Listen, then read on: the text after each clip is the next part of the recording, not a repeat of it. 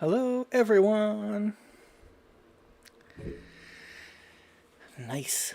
It's a late night Halloween stream for me. Just got back from taking my daughter trick-or-treating and hanging out with family.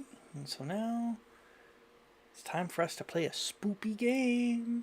I've had this one for a while. I haven't actually tried it out, so we'll see. If it's terrible, we'll just play something else. I don't know what we'll play.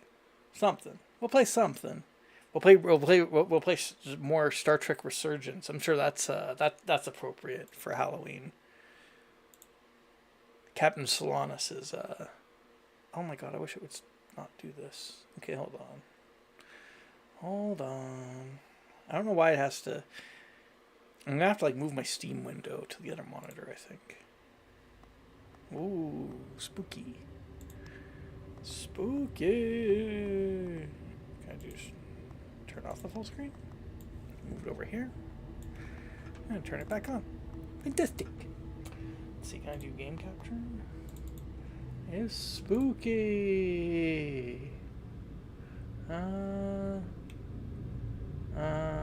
This thing. There we go. Fantastic. So, this game's called Dagon. It caught my eye once while I was scrolling through the store, so here it is. I think it's free as well, so if you like this, craving for more, Pool of Madness, Nocturnus, Merciful Flames of the Witches. Well, that's exciting. Okay. Let's start. Dagon is a faithful, interactive adaptation of H.P. Lovecraft's work focused on story and atmosphere.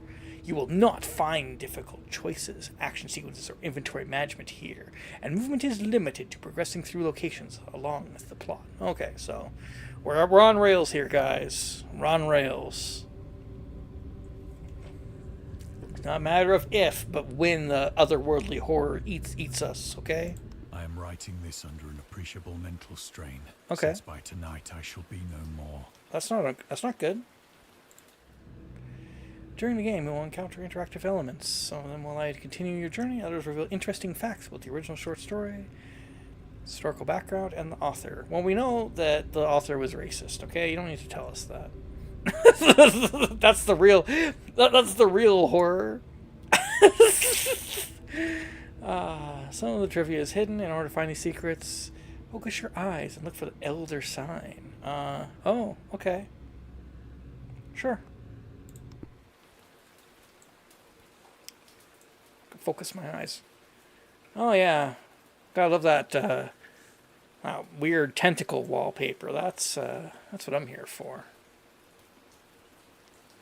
Penniless, and at the end of my supply of the drug which alone makes life endurable.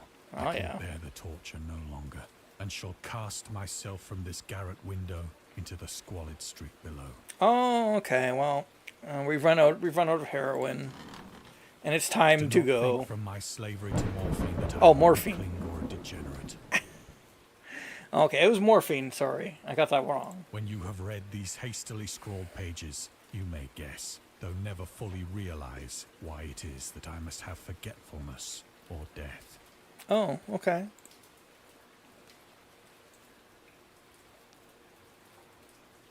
Let's see. Oh, we got a book here. Got my lantern.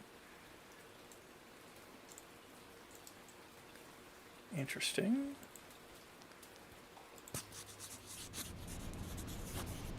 It was in one of the most open and least frequented parts of the broad Pacific that the packet of which I was supercargo fell a victim to the German sea raider.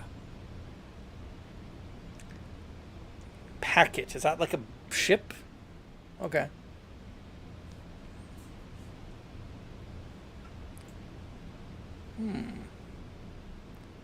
That's the German Sea Raider. Oh, here we go. Lovecraft and the Great War. Dagon was written around a month after the United States entered World War I. Lovecraft was actively interested in its course. He composed many poems in which he gave encouragement to soldiers and commented on the events unfolding in Europe. All right. He tried to enlist in the army, which he mentions in one of the letters to Reinhard Kleiner. Who's Reinhard Kleiner? Some time ago, impressed by my entire uselessness in the world. Oh, that's me, man. This is a thought that I have, like, all the time. I resolved to attempt enlistment despite my almost invalid condition. I argued that if I chose a regiment soon to depart for France, my sheer nervous force, which is not inconsiderable, might sustain me till a bullet or piece of shrapnel could more conclusively and effectively dispose of me. There's the Reinhard Kleiner HP. Oh, man.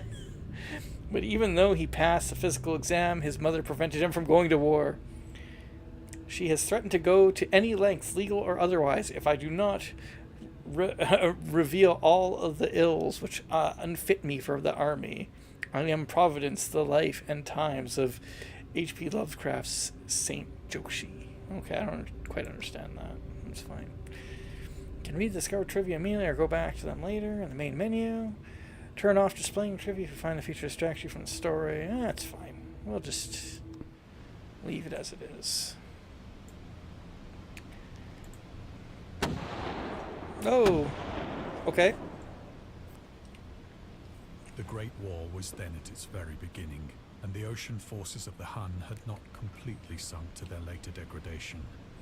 The Hun. Oh, yeah. Yeah, that's Germany, all right.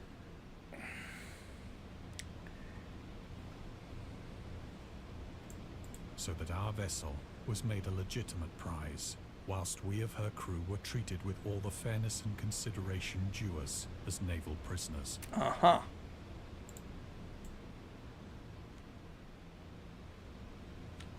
So is that... Oh.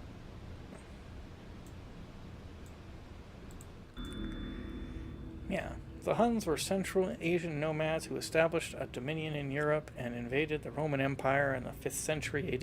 Known as brutal, deadly warriors and masters of quick raids who also developed powerful composite bows, lassos, and early siege weapons. Lassos. I like how that's just in there. That hog tie you good. During World War I, the British used the word Hun as a synonym for Germans in order to emphasize their brutality.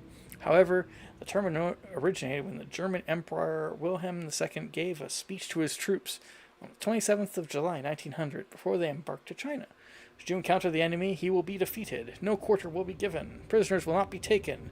Whoever falls into your hands is forfeited. Just as 1,000 years ago the Huns under their King Attila made a name for themselves, one that even today makes them seem mighty in history and legend. May the name German be affirmed by you in such a way in China that no Chinese will ever again dare to look cross-eyed at a German. Oh my goodness. The refusal to take prisoners was a clear breach of the laws and customs of war adopted during the First Hague Convention of 1899.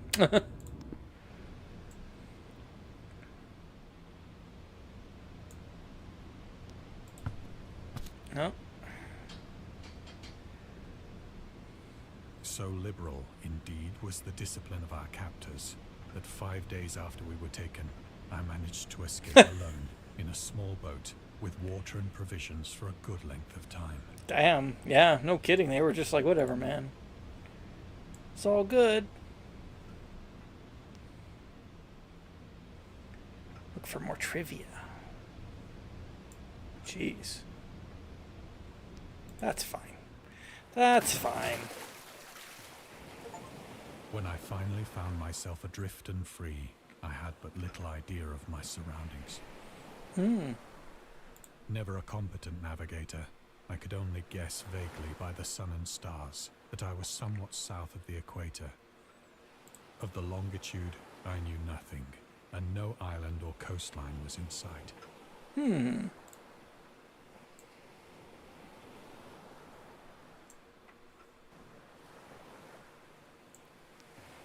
Oh. See if I can see anything in the stars. You know, Lovecraft was always about like, oh, the stars. No. There's nothing, no insight for me there. There's no insight for you there. That's kind of nice. Just chill out here. In the slightly spooky moonlight. It's okay.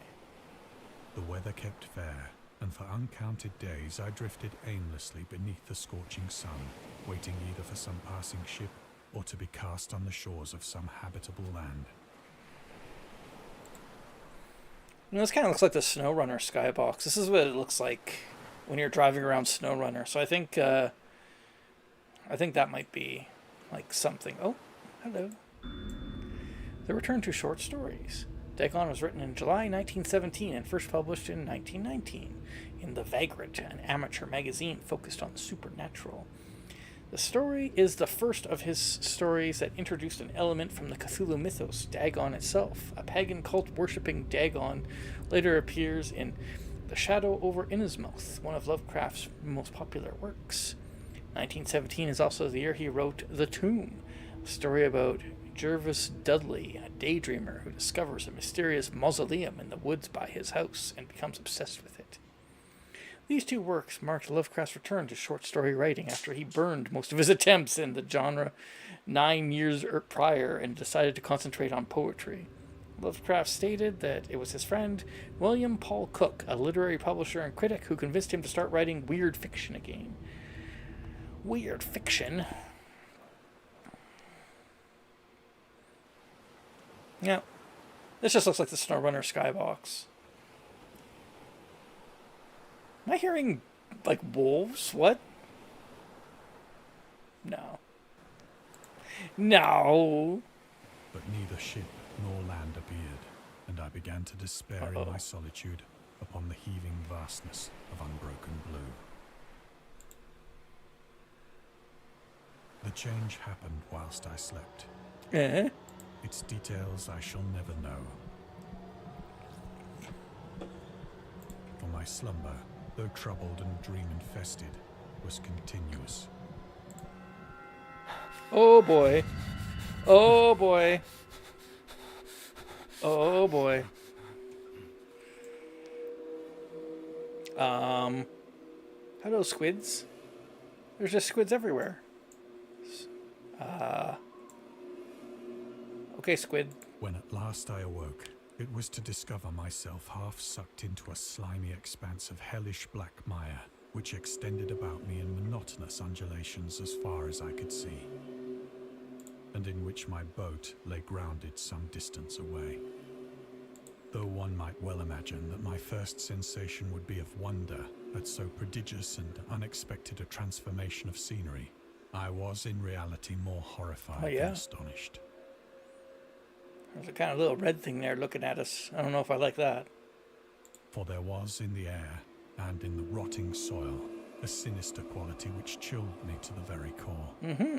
The region was putrid with the carcasses of decaying fish and of other less describable things which I saw protruding from the nasty mud of the unending plain. Perhaps I should not hope to convey in mere words the unutterable hideousness that can dwell in absolute silence and barren immensity. There was nothing within hearing and nothing in sight save a vast reach of black slime. Yet the very completeness of the stillness and the homogeneity of the landscape oppressed me with a nauseating fear. The sun was blazing down from a sky which seemed to me almost black in its cloudless cruelty, as though reflecting the inky marsh beneath my feet. It's a little spoopy.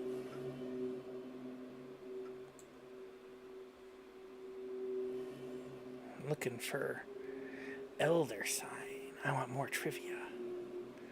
More trivia of this horrid place. Check out my boat. That's a good noise. As I crawled into the stranded boat, I realized that only one theory could explain my position.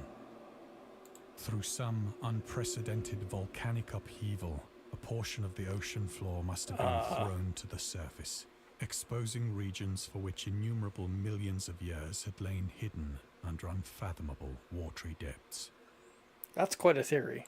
So great was the extent of the new land which had risen beneath me that I could not detect the faintest noise of the surging ocean, straining my ears as I might. Nor were there any seafowl to prey upon the dead things.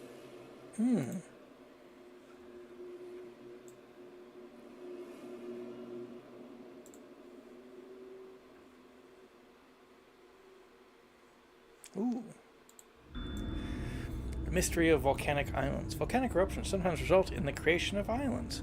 Most of them are transient and erode after some time, but some prove permanent.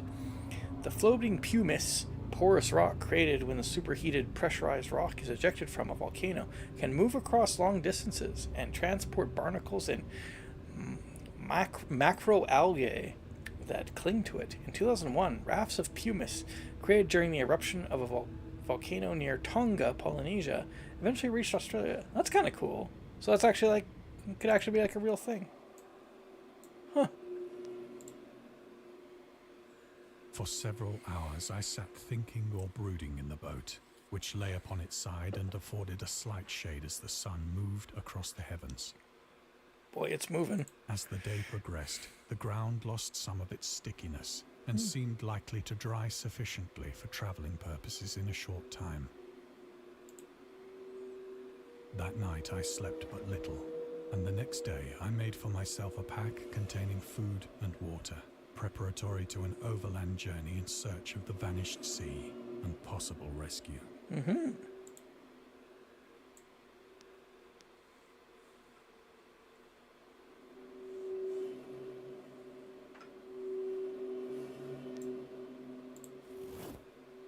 On the third morning, I found the soil dry enough to walk upon with ease.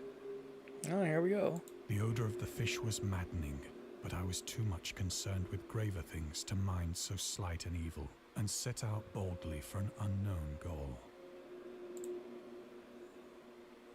My goodness. It's quite a place. Okay then. Here we go. All day I forged steadily westward, guided by a faraway hummock which rose higher than any other elevation on the rolling desert. Oh my goodness. A hummock. I'm guessing that's like a hill or mountain of some kind.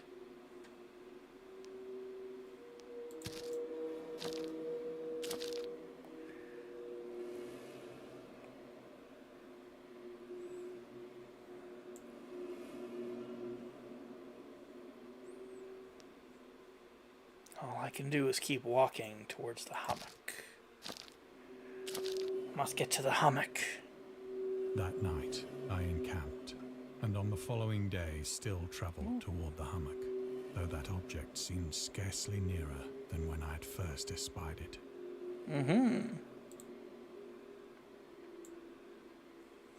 We'll never get there.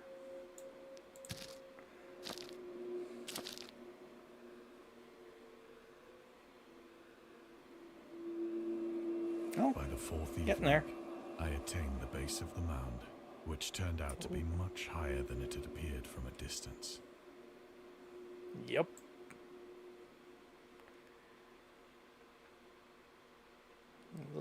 Little glinting there. A An glint. intervening valley setting it out in sharper relief from the general surface. Too weary to ascend, I slept in the shadow of the hill. Well, that sounds safe. I know not why my dreams were so wild that night. But ere the waning and fantastically gibbous moon had risen far above the eastern plain, I was awake in a cold perspiration, determined to sleep no more. Too spoopy to sleep. Such visions as I had experienced were too much for me to endure again. And in the glow of the moon, I saw how unwise I had been to travel by day. Without the glare of the parching sun, my journey would have cost me less energy.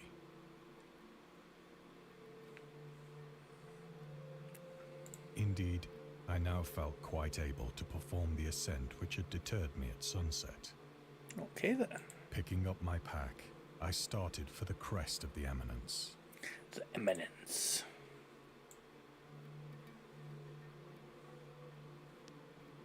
Oh, hello. The loner. Contrary to popular opinion, Lovecraft was not an ever-frowning, eccentric, grumpy loner. He considered himself to be a person who appreciated humor. Moreover, he would often meet with friends in his apartment or at various cafes in Brooklyn and Manhattan. At times his social life was so intensive his work would suffer for months. He was too busy partying, he couldn't write anything, okay? There was a point when he finally decided he needed to put an end to daily meetings and loitering in the New York cafeterias and resort to hiding at home and reading with the main room light turned off, pretending he wasn't there whenever a friend knocked at his door. He also had another method of deterring his guests, which involved greeting them in a bathrobe with an unmade bed visible in the background and piles of paper scattered across the floor. I gotta try that sometime. Oh, you wanna stop by unannounced? Ah, here I am.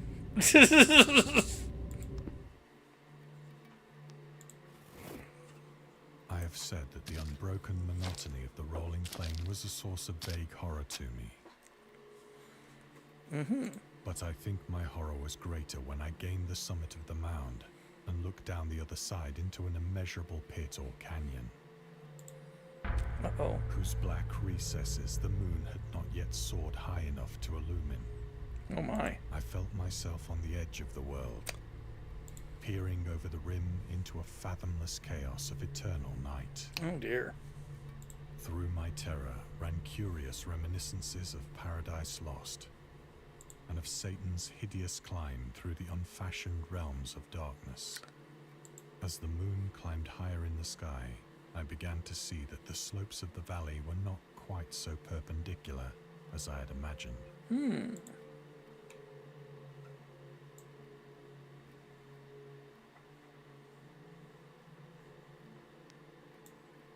Ledges and outcroppings of rock afforded fairly easy footholds for a descent, whilst after a drop of only a few hundred feet, the declivity became very gradual.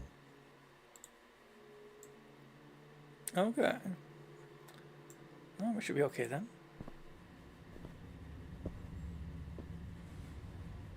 Urged on by an impulse which I cannot definitely analyze, I scrambled with difficulty down the rocks and stood on the gentler slope beneath, gazing into the Stygian deeps, where no light had yet penetrated. Stygian deeps. That's a That's a tough All at one. once, my attention was captured by a Oh. vast and singular object on the opposite slope, which rose steeply about 100 yards ahead of me. An object that gleamed whitely in the newly bestowed rays of the ascending moon. So, this is gonna turn into like 2001 or something. Am I gonna go there? There's gonna be a bunch of apes that have gained sentience. Well, not sentience, sapience, and they're gonna be like talking to me. They'll blow up the Statue of Liberty. You blew it That up. it was merely a gigantic piece of stone, I soon assured myself. But I was conscious of a distinct impression that its contour and position were not altogether the work of nature. Yeah, I've never seen nature produce a perfectly rectangular block of stone. A closer scrutiny filled me with sensations I cannot express. Sensations, eh? Look, we gotta keep this PG, okay? Can't be talking about that stuff here. I'm sorry. For despite its enormous magnitude and its position in an abyss which had yawned at the bottom of the sea since the world was young, I perceived beyond a doubt that the strange object was a well-shaped monolith, whose massive bulk had known the workmanship and perhaps the worship of living and thinking creatures. Dazed and frightened, yet not without a certain thrill of the scientist's or archaeologist's delight, I examined my surroundings more closely. Mm-hmm.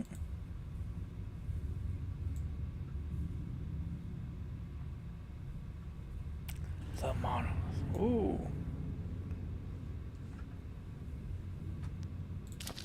Very exciting. Uh-oh. The moon, now near the zenith, shone weirdly and vividly above the towering steeps that hemmed in the chasm, and revealed the fact that a far-flung body of water flowed at the bottom, winding out of sight in both directions and almost lapping my feet as I stood on the slope. Across the chasm, the wavelets washed the base of the Cyclopean monolith, on whose surface I could now trace both inscriptions and crude sculptures. Mm-hmm. Oh, yeah. We got some, what, fishes. We've got, I don't know. Is that like a boar person? Is that just a boar? We have, like, some mermaid things. It's a landscape of some kind. Yeah, I'm understanding this. I'm getting all this, okay? You don't have to worry. I'm here. I can figure this out. The writing was in a system of hieroglyphics unknown to me, and unlike anything I'd ever seen in books. Consisting for the most part of conventionalized aquatic symbols such as fishes, eels, octopi, crustaceans, mollusks, whales, and the like. Several characters obviously represented marine things which are unknown to the modern world. I mean, we've got starfish. Yeah, we've got, I don't know, that thing in the center, whatever that is. We've got a hammerhead shark there. Got some different kinds of sharks. This is fine. But whose decomposing forms I had observed on the ocean-risen plain. I don't remember that, but okay. It was the pictorial carving, however, that did most to hold me spellbound.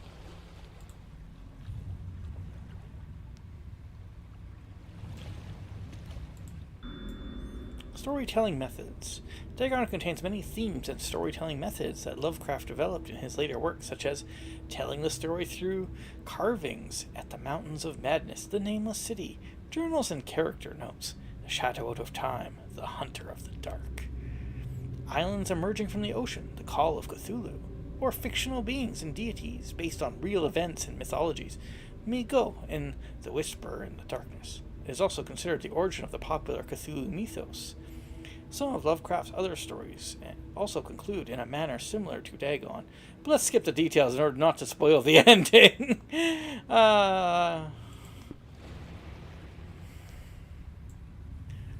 Don't worry about it. Plainly visible across the intervening water, on account of their enormous size, were an array of bas-reliefs whose subjects would have excited the envy of a doré. I don't know what a doré is. I think that these things were supposed to depict men, at least a certain sort of men. Though the creatures were shown disporting like fishes in the waters of some marine grotto. Okay, yeah, that makes Or sense. paying homage at some monolithic shrine, which appeared to be under the waves as well. Maybe it's this thing. Of their faces and forms I dare not speak in detail, for the mere remembrance makes me grow faint. Uh-oh. Grotesque beyond the imagination of a Poe or a Bulwer. They were damnably human in general outline, despite webbed hands and feet, shockingly wide and flabby lips, Oh.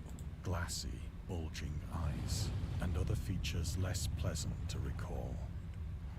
Curiously enough, they seem to have been chiseled badly out of proportion with their scenic background.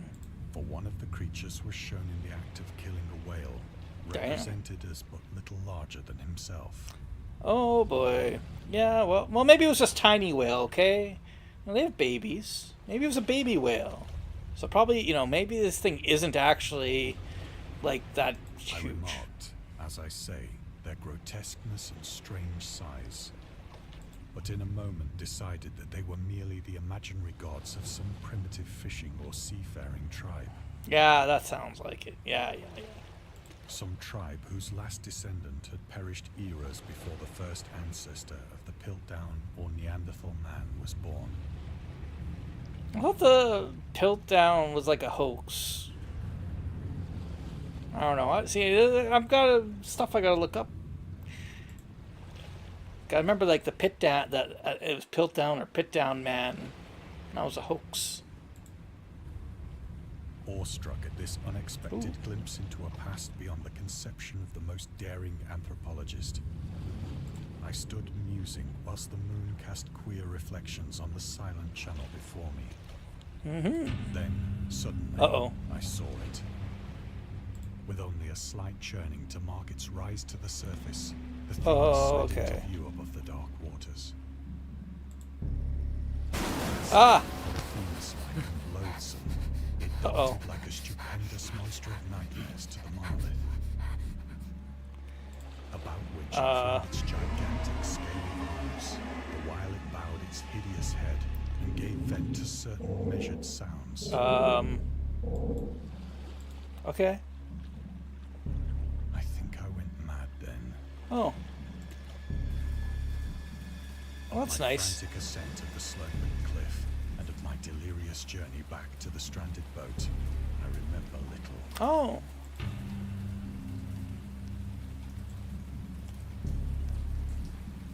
My frantic ascent, where I paused to look for trivia.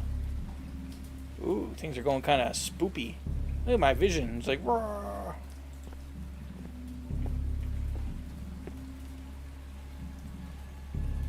I believe I sang a great deal and laughed oddly when I was unable to sing. Oh, that's nice.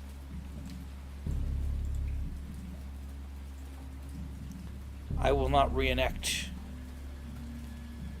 the songs. I will not do it.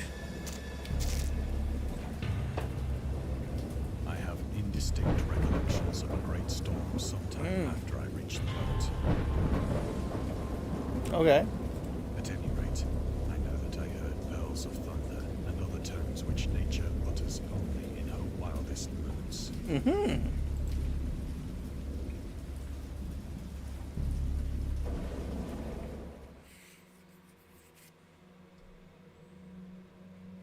When I came out of the shadows, I was in a San Francisco hospital, What? We're here now?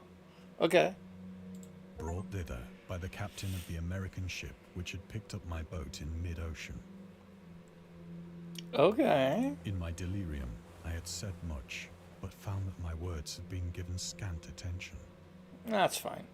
I've been barely paying attention either, so, we're all on the same page. Glad you made it out okay. Of any land upheaval in the Pacific, my rescuers knew nothing. Yeah, that's silly. Nor did I deem it necessary to insist upon a thing which I knew they could not believe. Yeah.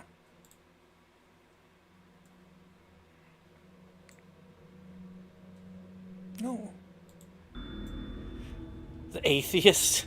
Lovecraft considered himself an atheist and absolute materialist, which he attributed partly to his early childhood interest in astronomy and science in general. In his own words, I am indeed an absolute materialist so far as actual belief goes, with not a shred of credence in any form of supernaturalism, religion, spiritualism, transcendentism, metapsychosis, or immortality. Okay. All I can say is I think it is damned unlikely that anything like a central cosmic will, a spirit world, or an eternal survival of personality exists. They are the most preposterous and unjustified of all the guesses which can be made about the universe, and I am not enough of a hair splitter to pretend that I don't regard them as errant and negligible moonshine. Oh my. In theory, I am an agnostic. But pending the appearance of radical evidence, I must be classed, practically and provisionally, as an atheist. Sources: Against Religion, the Atheist Writings of H.P. Lovecraft, the Myths and Tales of H.P. Lovecraft. Okay. Well, that's nice. Well, that's nice. Oh, hello. The Journalist. Lovecraft was a prominent figure in the world of amateur journalism. In 1915, he started publishing his own journal called The Conservative, which included political and social commentary, poetry, short stories, and literary criticism written by him and other authors. And I also wonder if it contained racism. I'm pretty sure it contained racism. Howard was a skilled wordsmith, but he also took the criticisms to heart, which resulted in his decision to step away from writing poetry and concentrate on weird fiction again.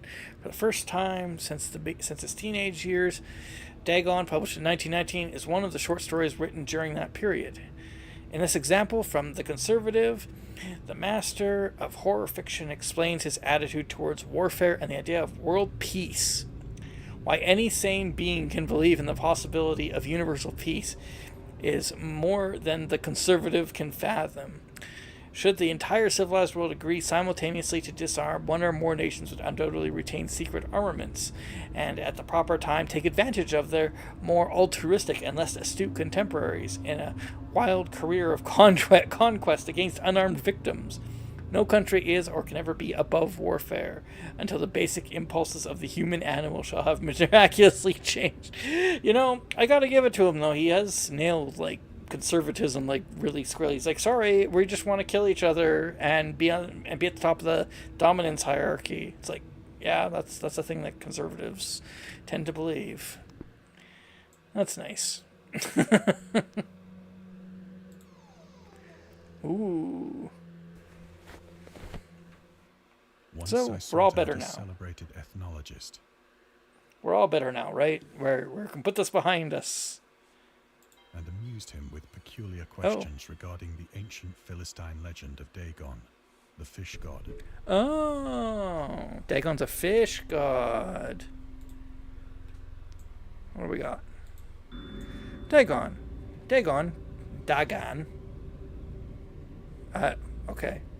Was the main deity of the Philistines, worshipped throughout the Middle East as the ancient god of fertility and crops. In Hebrew, the word Dagon was a common noun for grain. Interesting. The rulers of Akkad, Mesopotamia, chose him as their patron saint of their war conquests. He also appeared as the judge of the dead in an Assyrian poem and an underworld prison warder in one of the Babylonian texts. He is often mistakenly taken for a fish god due to the wrong interpretation of his name, as in Hebrew the word dag means fish. Oh. In H.P. Lovecraft works, Dagon is a underwater deity ruling over the deep ones, a humanoid race with fish traits that resides in the oceans. He is worshipped by a secret cult called the Esoteric Order of Dagon. Yeah.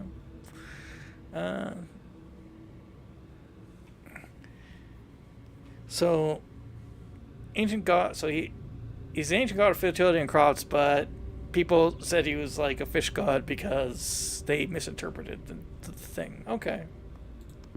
Sure. I'm just in this guy's house. It's very fancy. I'm just here now, okay? Can't really read those. My life before you. Can't quite read that. I think it's like poetry of some kind. Okay. He's got spoopy statues. I'm gonna go investigate your cabinet. But soon perceiving Oh, that yeah. he was hopelessly conventional, I did not press my inquiries. Ugh, you're too conventional for my crazy visions, okay? Oh, hey, it's the Necronomicon. Isn't that nice? Let's see, the marketer. Lovecraft's attempts to find a job in 1925 were influenced by advice he received from friends. Among others, he started freelancing for a marketing magazine where he would write announcements and commercials. Feel free to judge his copywriting skills for yourself. From an ad for Curtis Woodwork. Oh, man, I'm expecting it to be like, Curtis Woodwork will make you have such great, I don't know, craftsmanship that you'll go mad jabbering to the old ones. What? I'm sorry, that was very impromptu. Curtis Woodwork embraces... Oh, yeah, and then of course there's the Halloween bots that show up and they just... It's always the same company. It's always the same company. They're the only people that advertise. Curtis Woodwork embraces both the unusual structural units and the cleverest contrivances of built-in or permanent furniture, such as bookcases, dressers, buffets, and cupboards. Every model is conceived and created with the purest art, ripest scholarship, and mellowest craftsmanship which energetic enterprise can command, and made to conform rigidly to the architecture of each particular type of home. The cost, considering the quality, is amazingly low, and the trademark of individual pieces presents any substitution by careless contractors. Well, he's kind of like a little bit out there, but that's pretty good. That's pretty good. The Necronomicon. August Delirth and the Cthulhu Mythos. August Dereleth.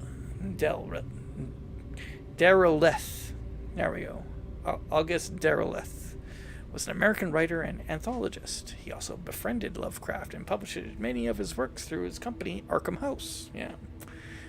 Although he greatly contributed to the popularization of the author's works after his death, he's surrounded by numerous controversies. One of his most questionable decisions involved introducing the good versus evil doctrine.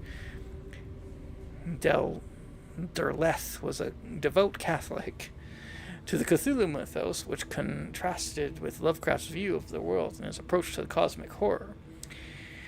As a result, the author's works are often misunderstood and misrepresented in today's culture.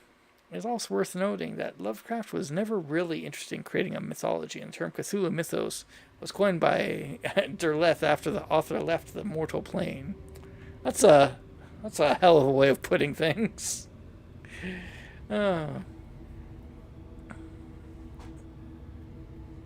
Interesting.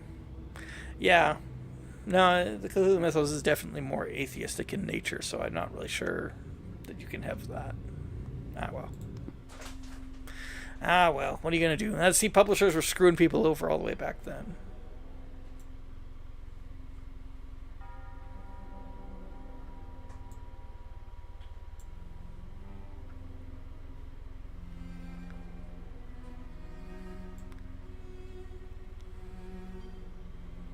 Zamir, okay, there's a door over there and there. I'm like, Zamir, does this room have no doors? That's spooky in and of itself.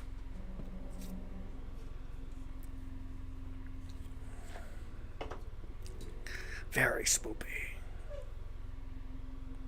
That's a nice bust. Just looking at you. Hello. Ooh. The scientist. These days, the word scientist is a widely accepted term. By the time Dagon was published, it was subject to wide debate. After the author used it in the story, critics pointed out that man of science was more an appropriate term to employ. He admitted, in defense of Dagon, that if Dagon were to be reprinted, he would indeed use this phrase they suggested. Scientist was coined as an analog to artist, to be used when referring to those studying different branches of science. Yet in the 19th and early 20th century, scientific researchers in Great Britain and the United States were of the opinion that man of science, resembling the term man of letters, was the only proper choice. Does that mean what am I, a man of streaming? A man of audiovisual. Among other things, it was gender-specific, indicating that science was an endeavor to be pursued only by one sex. Oh yeah, here we go. Yep, got to get the got to get the sexism in there. I wonder if he was more sexist than racist. Like, you know, it's like which one would it be? The term scientist became more accepted only after World War II, and man of science started fading into obscurity as an old-fashioned synonym. Jeez.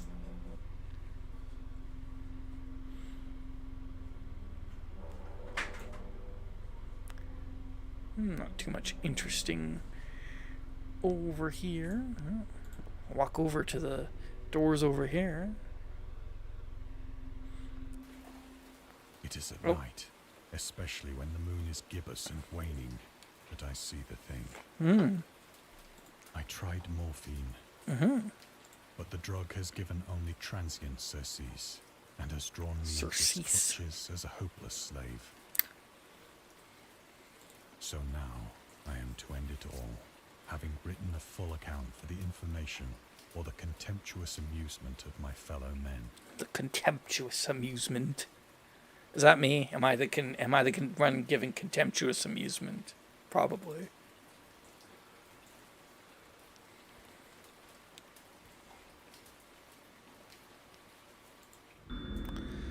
Lovecraft on tobacco and alcohol. Lovecraft hated tobacco, even though he used to smoke when he was 12, in order to look and feel like an adult. In his correspondence with friend Reinhard Kleiner, he claims that he quit as soon as he started wearing long pants. Okay. He also had a very strong opinion about alcohol, as evidenced by his letter to Zealia Brown, dated 13th of February 1928. As for the matter of drinking, I have never tasted intoxicating liquor and never intend to, having a strong aesthetic disgust at anything which blunts or coarsens the delicate natural equipoise of the evolved human intellect and imagination. My goodness. Drinking excited my personal repugnance. Hence, I don't drink. Let the herd do what they will. I am rather in favor of prohibition. The prohibition of anyone antisocial for us as well as any other. But alcohol is a pro-social force. It loosens you up, you know, so you can talk without inhibition. And also, it's kind of rich to hear about somebody who doesn't like antisocial, who doesn't like to be or who detests antisocial things when he developed a whole repertoire of techniques to be antisocial. Source: The Spirit of Revision. Lovecraft's letters to Zealia Brown, Reed Bishop. Okay, cool.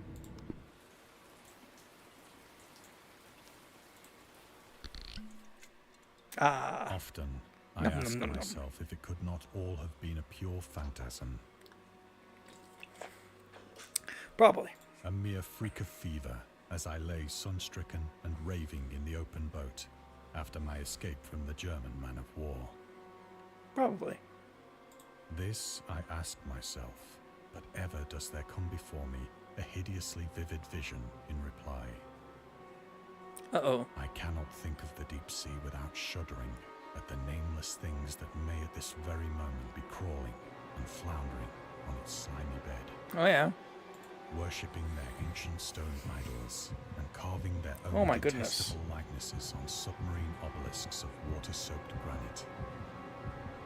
I dream of a day when they may rise above the billows to drag down into their reeking talons the remnants of puny, war-exhausted mankind. Of a day when the land shall sink and the dark ocean shall ascend amidst universal pandemonium. Oh, my goodness. Well, and there goes New York.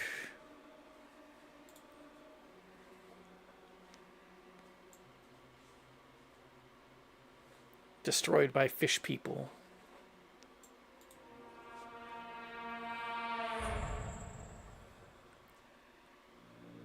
The end is near. Uh-huh. What's that noise? Uh-huh. Oh. I don't know, it's just a knock. Maybe your Uber's here or something. I hear a noise at the door, as of some immense slippery body lumbering against it. Look, it's a glandular condition. Maybe we shouldn't bring it up.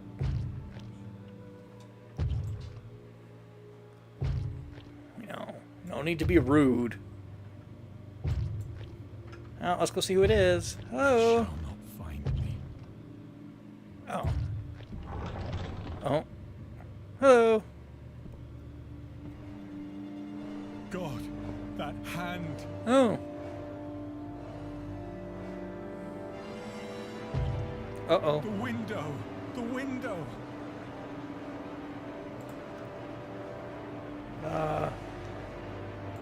Oh. Whee! I mean, that's a little extreme. Yeah. That was a little extreme. Thank you for playing. We hope you enjoyed immersing yourself in our little pool of cosmic horror. We would appreciate it if you took a moment to rate Dagon and check out our other games and DLCs. Well, that's nice.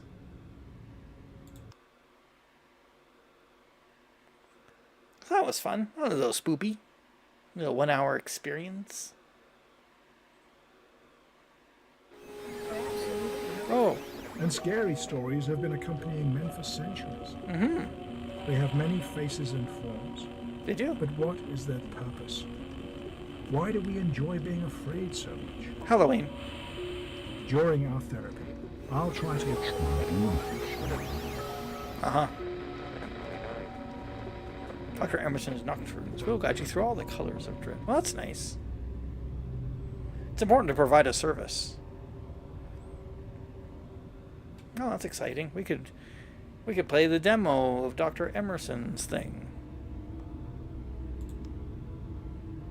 Oh, I missed some trivia.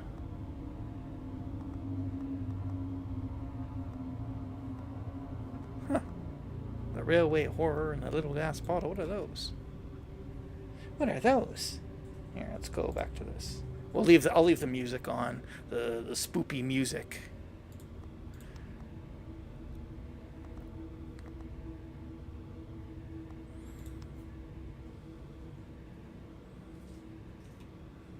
How much is this? $3? $11? Sure. I'll buy these for $11. Hold on. Was this whole game just trivia? Basically, it's a story. It's just telling you a story. Hold on, before I make a decision. A biography. Yeah.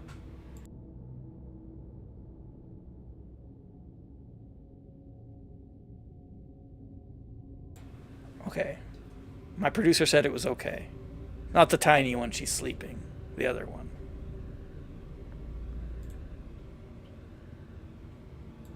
What do I have in my... Oh yeah, I still have that.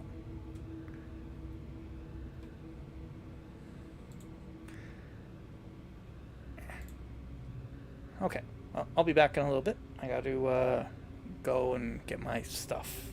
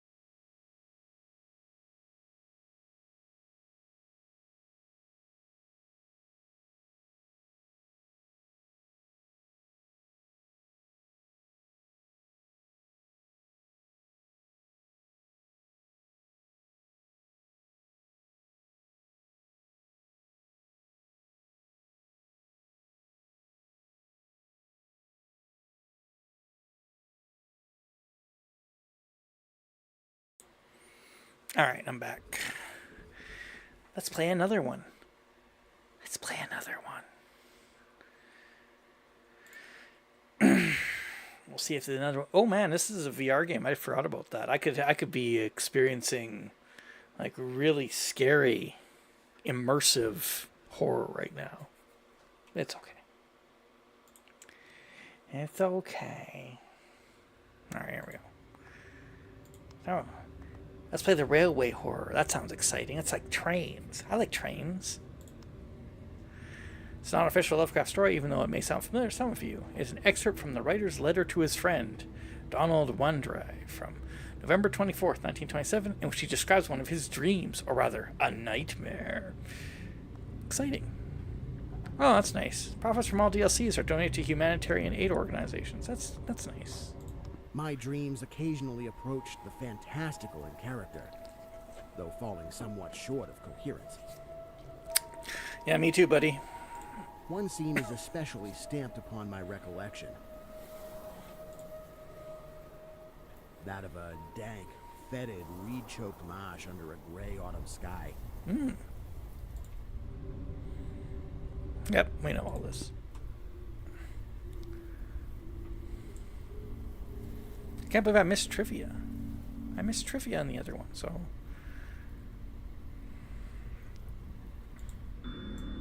Dreams and letters. In letters to his friend, Donald Wandrei, Lovecraft described two of his dreams. After the writer's death, they were sold to the publisher of the Scientai Snaps Bazaar magazine and published in the form of short stories. The first one, entitled The Very Old Folk, tells the story of one of the provinces of the Roman Republic and mysterious mountain inhabitants performing terrible rituals. Look, they're just different people, okay? You can't just do that. You can't just call them that.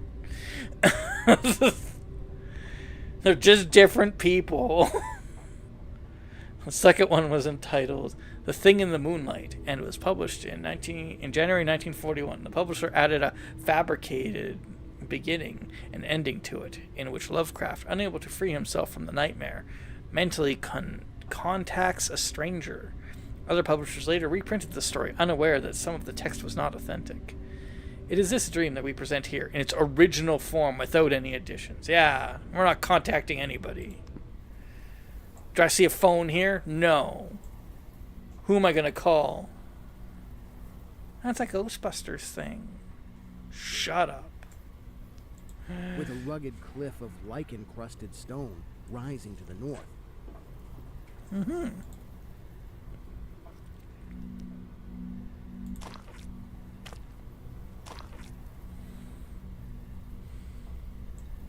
Oh my. Donald Wandrei. Donald Wandrei, the recipient of the letter containing the story presented here, had a significant impact on the career of the writer from Providence. One of Lovecraft's most famous stories, The Call of Cthulhu, was initially rejected by the publisher of Weird Tales magazine. Wandrei visited his office and made a small provocation during the conversation, suggesting that Lovecraft was looking for other magazines to expand his audience. After this visit, the nervous publisher decided to accept the story and then publish it. Oh no, we gotta publish this, otherwise Donald's gonna come back with a gun. What? Just like Lovecraft, Wandrei was interested in poetry. Among others, he created the Sonnets of the Midnight Hours, a series which inspired the creator Dagon to write the famous sonnets Fungi from Yugoth. But his greatest merit was co-founding the Arkham House publishing house, with August Derleth, which published Lovecraft's work after the writer's death, contributing greatly to his current popularity. Yeah, but he injected wicked Christianity into it, so we don't like him. Wow. Hey, there's a scythe here. A spoopy scythe. Oh, let's keep walking.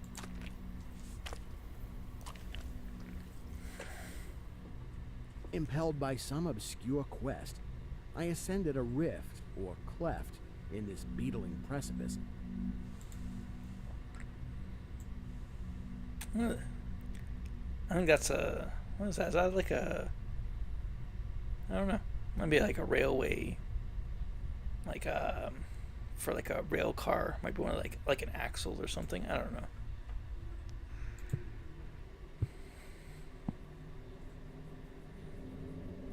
Noting as I did so the black mouths of many fearsome burrows extending from both walls into the depths of the stony plateau. Huh. I'm sure that's fine. I'm sure that's fine. The author's voice. The protagonist whose fate you follow is Lovecraft himself. After all, it is an account of his dream. That's why I wanted to reproduce his way of speaking and accent as faithfully as possible. Unfortunately, no recordings of his voice have survived. That's why we had to rely only on descriptions from numerous letters. Friends remember his voice as high-pitched, thin, and flat. However, it changed while reading or reciting.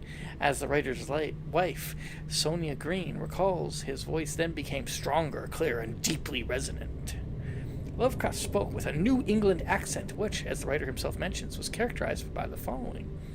We don't sound any final R in words like car, far, etc. Phonetically, our common pronunciation is indistinguishable from ka, fa. In his youth, Lovecraft tested his singing skills and even recorded some of his rehearsals. My mother actually liked the results. Mothers are not always unbiased critics, but I saw to it that an accident soon removed the incriminating evidence. Later, I tried something less ambitious. This was a better success, but reminded me so much of the way a dying fox terrier that I very carelessly happened to drop it the records soon after it was made. I have since confined my artistic talents to literature. Okay.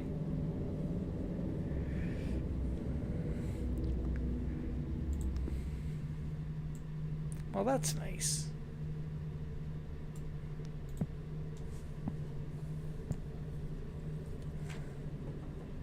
At several points, the passage was roofed over by the choking of the upper parts of the narrow fissure.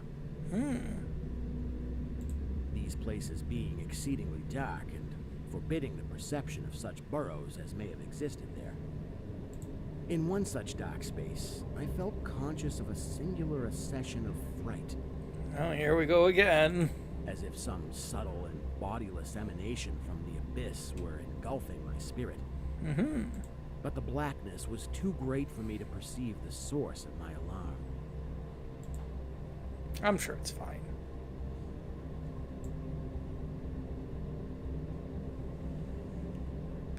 Little waviness. Got some waviness.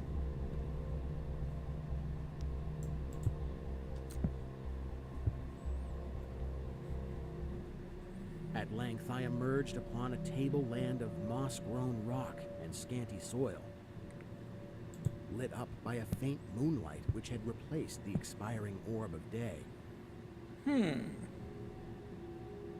Casting my eyes about, I beheld no living object, but was sensible of a very peculiar stirring far below me amongst the whispering rushes of the pestilential swamp I had lately quitted. Well, that's not good.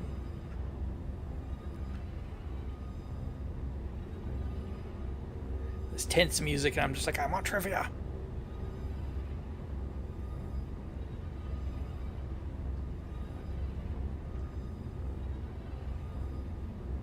Okay, I don't see any trivia.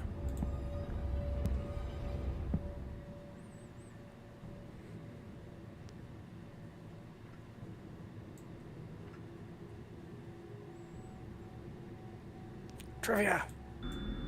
Dreamlands. Dreams have often been an inspiration for Lovecraft. Dagon is a good example. Moreover, the writer often set the action of his stories in the Dreamland, a separate world filled with unique places, creatures, and legends.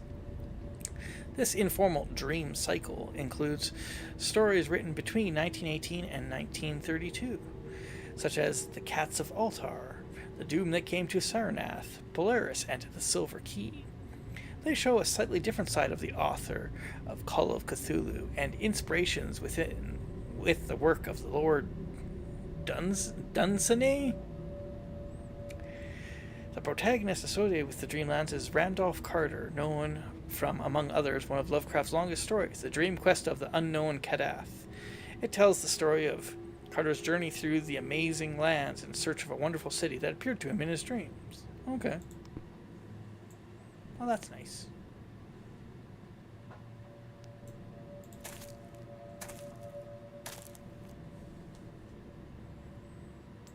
Uh-oh. See, yeah, it's either a power pole or a cross, and I'm not sure which one would be worse. There's a spoopy symbol there. Okay. Well, let's go investigate.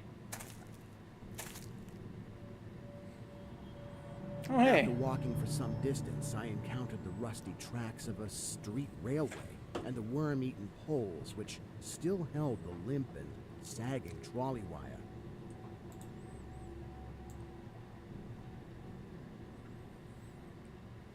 Yay, we finally getting to the parts with trains. Isn't that exciting?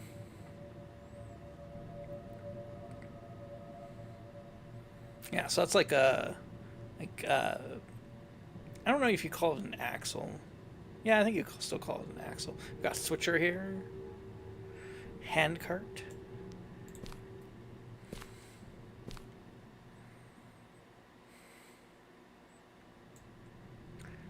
Okay, that train switch is... Oh, okay.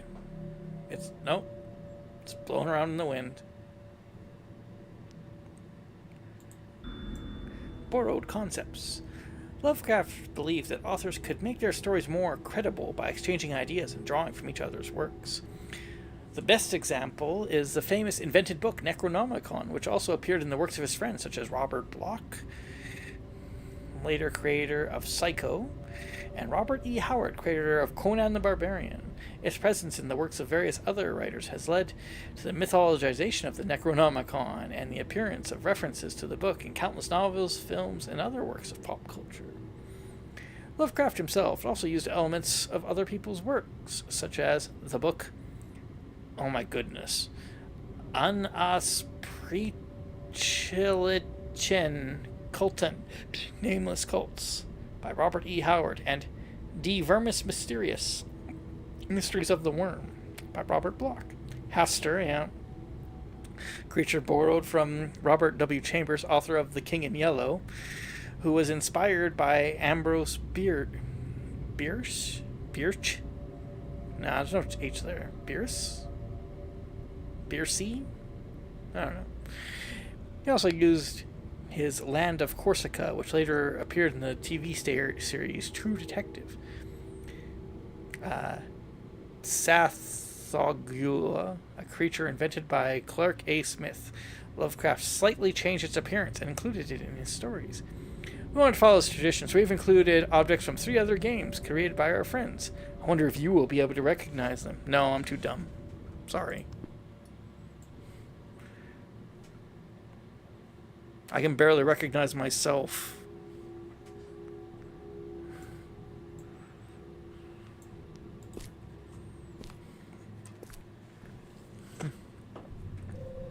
Following this line, I soon came upon a yellow vestibuled car numbered 1852 of a plain double-truck type, common from 1900 to 1910. Why discount 10? Why?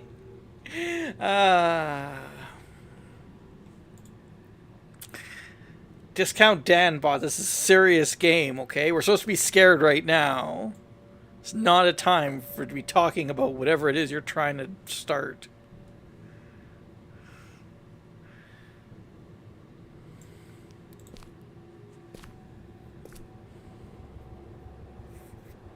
It was untenanted, but evidently ready to start.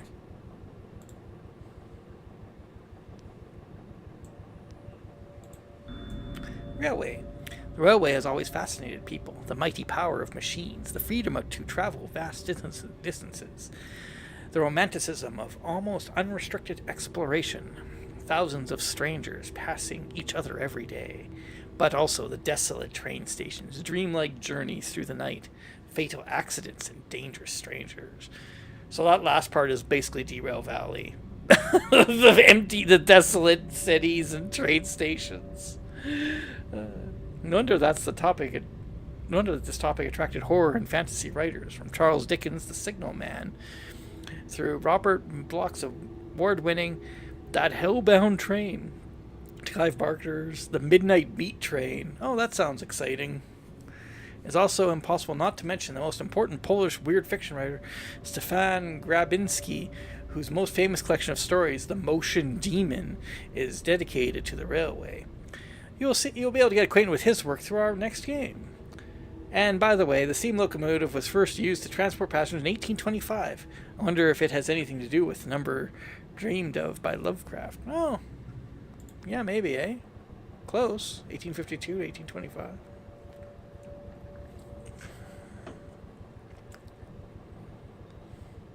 Look, you can't get around it, okay? Trains are really cool. So this is like a streetcar. The trolley being on the wire and the air brake pump now and then throbbing beneath the floor.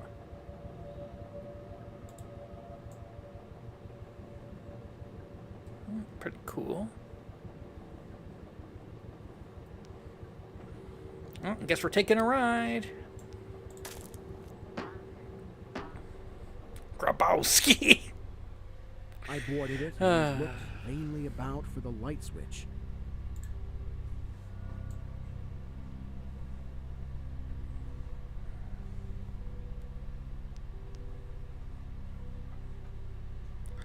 Well, looks like it's pretty desolate here. Nobody's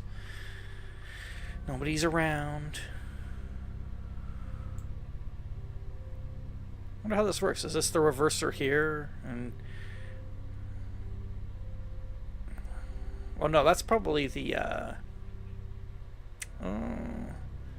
this thing here is probably the reverser, and that's the brake handle. Noting as I did so the absence of controller handle, which implied the brief absence of the motorman. Then I sat down in one of the cross seats toward the middle, awaiting the arrival of the crew and starting of the vehicle. What? I'm just finding a bad thing here. Oh, there's got to be someone that comes around and runs this line.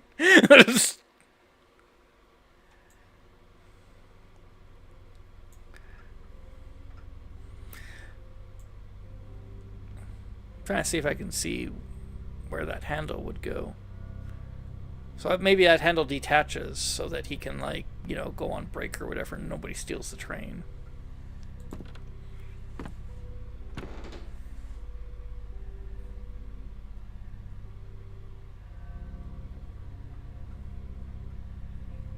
Just chilling out.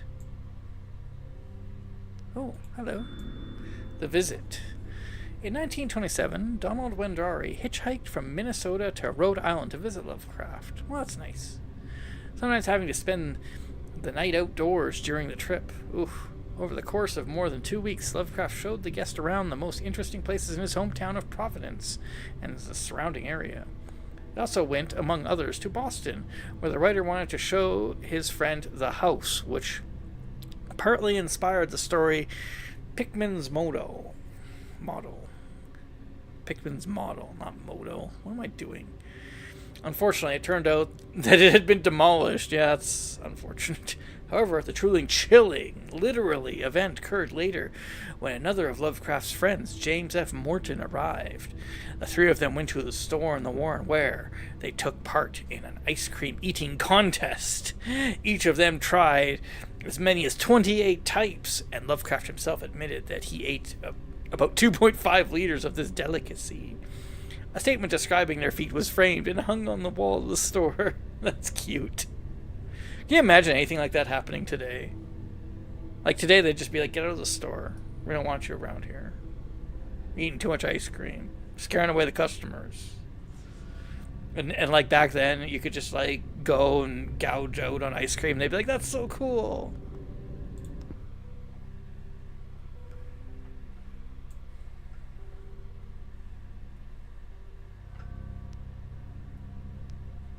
It's a rock. Presently, I heard a swishing in the sparse grass toward the left and saw the dark forms of the two men looming up in the moonlight. Oh, hello. They had the regulation caps of a railway company, and I could not doubt but that they were the conductor and motorman. Then one of them sniffed with singular sharpness and raised his face to howl at the moon. Okay. So he's a werewolf. The other dropped on Oh, all yeah. fours to run toward the car. I leapt up and at once raced madly out of that car. Oh, yeah.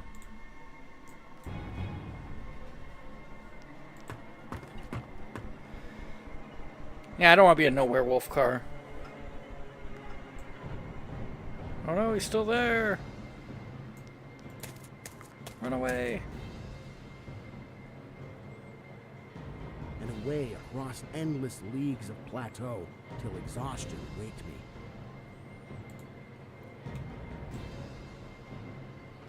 Uh-oh, what's that thing?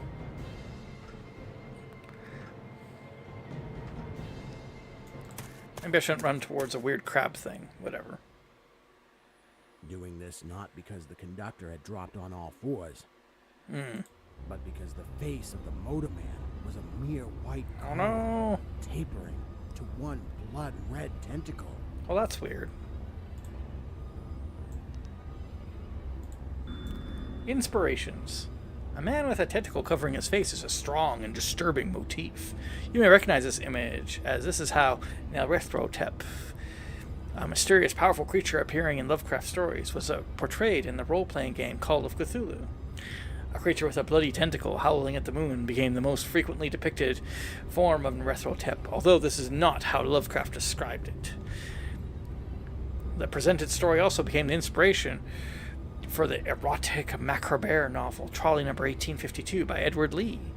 Its hero is Lovecraft himself. He accepts a commission to write a specific type of story combining horror and sensual themes, which features the titular trolley and the terrifying motorman. I don't even want to know. I don't even want to know about more about that. Okay, like that's too much for me. That's the real horror. This guy's just trying to have a good time. Oh, yeah. You're okay.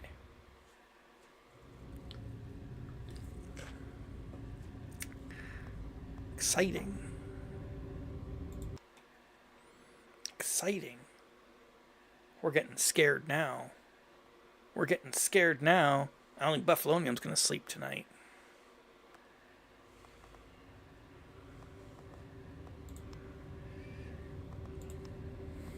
Let's do another one. We'll do the little glass bottle. Heave to! There's something floating to the leeward. Hey, I'm just a kid now. I'm just a kid. Oh, hello. Wow, look, other people. The speaker was a short, stockily built man whose name was William Jones. Hello. He was the captain of a small catboat in which he and a party of men were sailing at the time the story opens. Uh-huh. We know.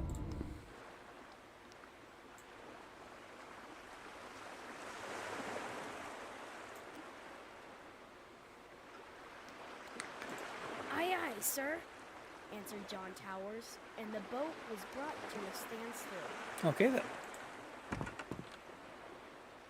Captain Jones reached out his hand for the object, which he now discerned to be a glass bottle. Mm-hmm. Nothing but a rum flask that the men on the passing boat threw over, he said. Mm-hmm. But from an impulse of curiosity, he reached out for it. Interesting.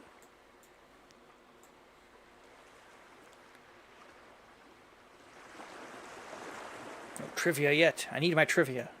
It was a rum flask, and he was about to throw it away when he noticed a piece of paper in it. A message in a bottle. He pulled it out, and on it read the following. Mm-hmm. January 1st, 1864. I am John Jones, who writes this letter. Okay. My ship is fast sinking with the treasure on board. Mm-hmm. I am where it is marked on the enclosed chart. Okay. Well, seems pretty self-explanatory. Gotta go get the treasure. Captain Jones turned the sheet over, and the other side was a chart. That's not a very accurate map. Made of some problems. On the edge were written these words. Dotted lines represent course we took. Uh-huh. Towers, said Captain Jones excitedly. Read this.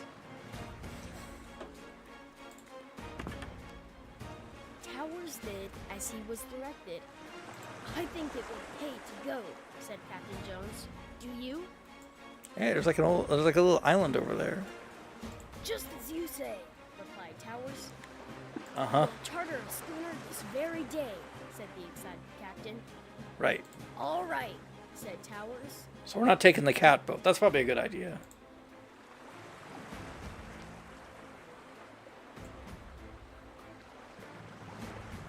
He's just reading his paper. Family legend. There's an interesting legend about one of the offshoots of the Lovecraft lineage, the Musgraves. They were in possession of a 14th century chalice, most likely from Syria or Egypt, called the Luck of Edenhall. Legend has it that the goblin belonged to some fairies who happily drank from it at St. Cuthbert's Well. When curious people suddenly appeared there, the fairies escaped, abandoning the goblet. Then one of them shouted out a warning, "If this cup should break or fall, farewell to the luck of dead Edenhall." Oh no. Fortunately, the chalice survived, and you can still admire it in the V&A Museum in London. The legend has been reappearing in pop culture over the years, ranging from an old German ballad through the name of a pop rock band to manga. Oh, yeah. Okay, then.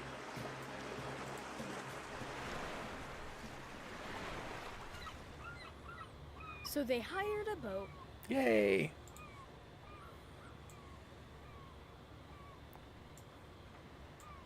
Oh, look, they got a little scuba diving helmet. Ooh, hello. Childhood games. One of Lovecraft's favorite children's games was creating complex scenes using building blocks, models, tin soldiers, and clods of earth. With their help, he played out various historical scenarios. These events were sometimes short-lived. They represented a war, a plague, or simply a thrilling specter of travel, commerce, or some event that led nowhere. But sometimes they spanned long eons, reflecting changes in the appearance of the landscape of buildings. It's especially interesting to consider his later writing career. There was a kind of intoxication in being lord of a visible world, albeit a miniature one, and determining the flow of its events. It was not his only childhood pastime. He enjoyed riding a bike he received for his 10th birthday, so much that years later he described himself from that period as a veritable bicycle centaur. That's cute. Oh, there's other boats here too. This is kind of a weird little city. It's basically just all up on boards. Okay.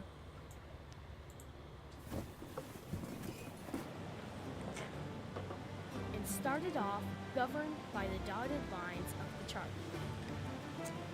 That's not going to help you. The lines were really not helpful, but okay.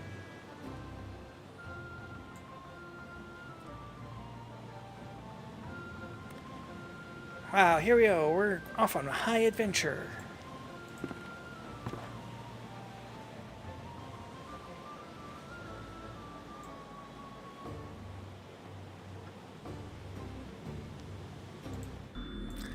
Fascination with science.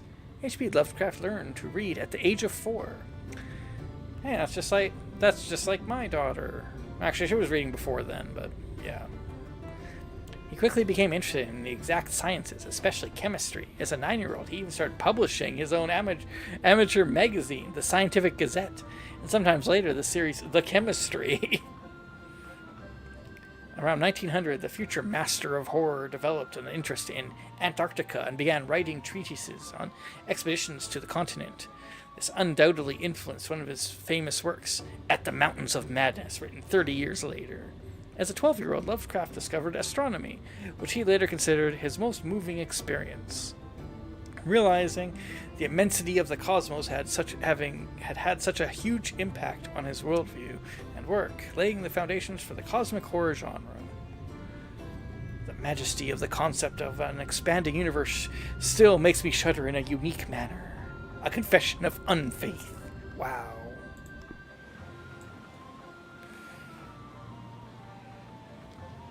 Got our steamer trunks.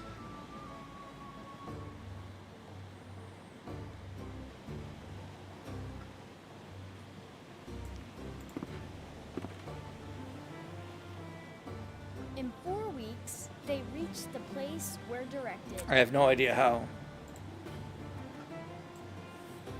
Like, how do we know that? Oh, like getting out the scuba gear. You're like, okay, we think we're there somehow. We have no idea how. Those markings were not at all helpful. But okay. Let's go. And Oh, yeah. the divers went down. They're all suited up.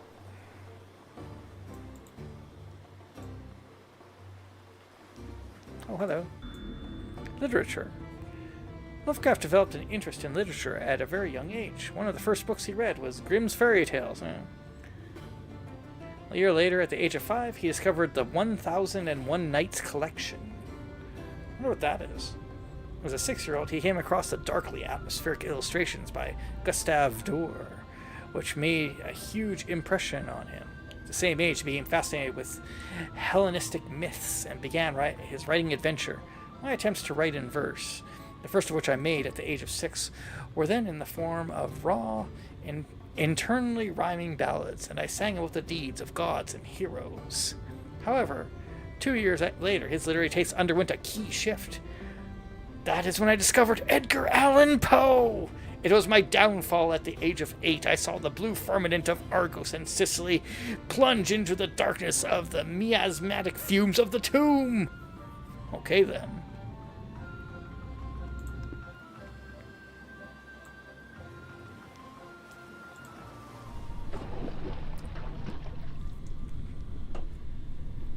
Oh, hey, we're underwater now. Whoa. Why is it doing that? Interesting.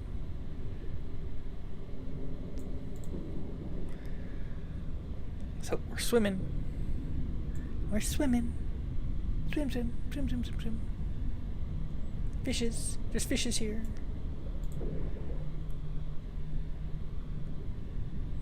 I can't help but notice that the adventuresome music has stopped. Oh, hello, Red Eyes.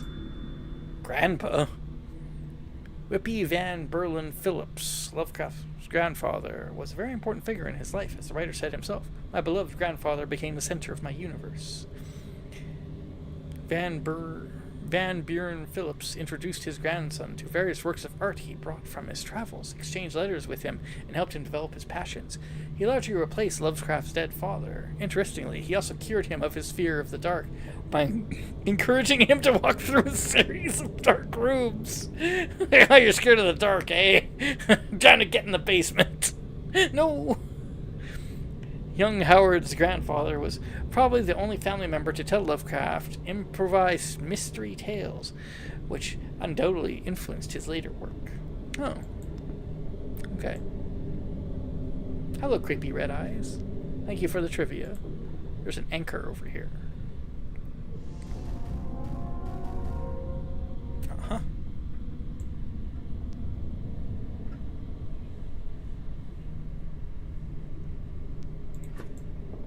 Okay. I'll just grab whatever that is. There's the boat. Anything else of interest down here? Nope. And came up with an iron bottle. Mm-hmm. They found in it the following lines scribbled on a piece of brown paper. Mm-hmm.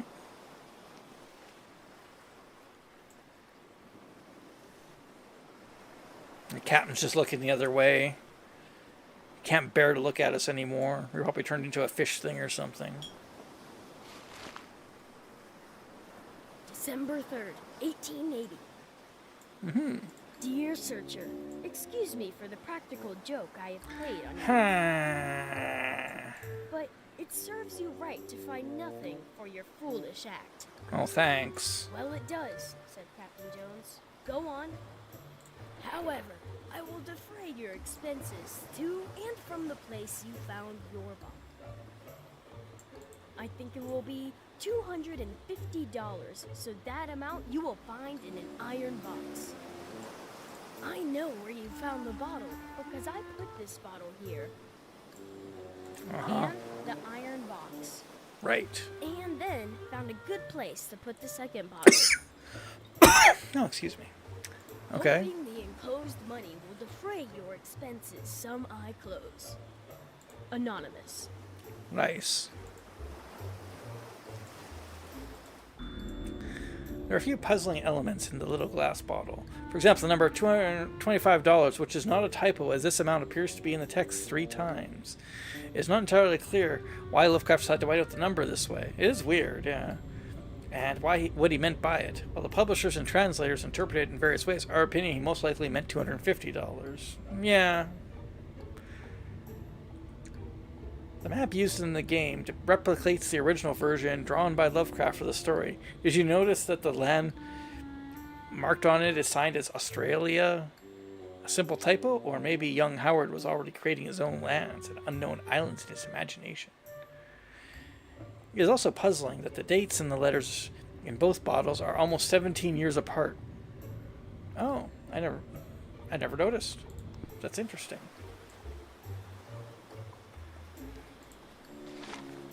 I'd like to kick his head off, said Captain Jones. Here, Diver, go and get the $250. I'm gonna go get the $250. Why can't you do it? It's your boat.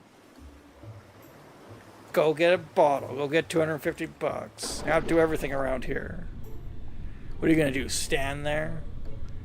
Bet you there's gonna be a fish monster in here or something. Abdul Alazred. Influenced by 1001 Nights, Lovecraft started using the name Abdul Alazred and persuaded his mother to take him to all the Oriental curio shops and fit him up in an Arabian corner in his room. It is not entirely certain whether the pseudonym was created by the young writer himself or invented by the family lawyer, Albert A. Baker. The name Abdul Alazred is certainly very well known to lovers of Cthulhu mythology, nicknamed the Mad Arab. Oh yeah. Abdul was the author of the Necronomicon, an infamous forbidden book of secret knowledge, and has been mentioned by Lovecraft in various works. Later, Howard became very fascinated by ancient Rome, which resulted in the adoption of another nickname at the age of 7, Valerius Messala, which he used during games. Should I change my stream name to that? Should I be Little L Valerius Messala? I like games. Okay. Okay, I got the box too. The diver came up bearing an iron box. Yeah. Did everything there and took off my heavy suit again.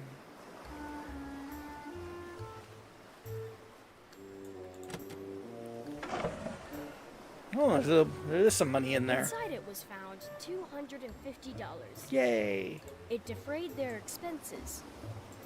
But I hardly think that they will ever go to a mysterious place as directed by a mysterious bottle.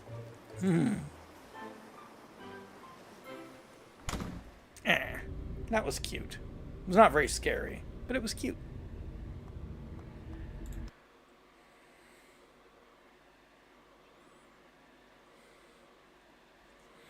I guess that was like one of his childhood stories.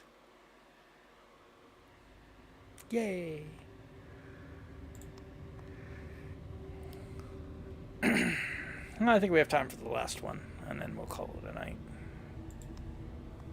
The Eldritch Box. This one's gonna be spoopy. Oh, it just has like some ebooks and stuff. Okay. Well, can't really do that. We can't really do that. But I guess that'll be it for now. Thanks everybody for coming to a short little Halloween night stream. Had a little bit of fun. A little bit of spoopy times. And I'll see everybody next time. Bye for now.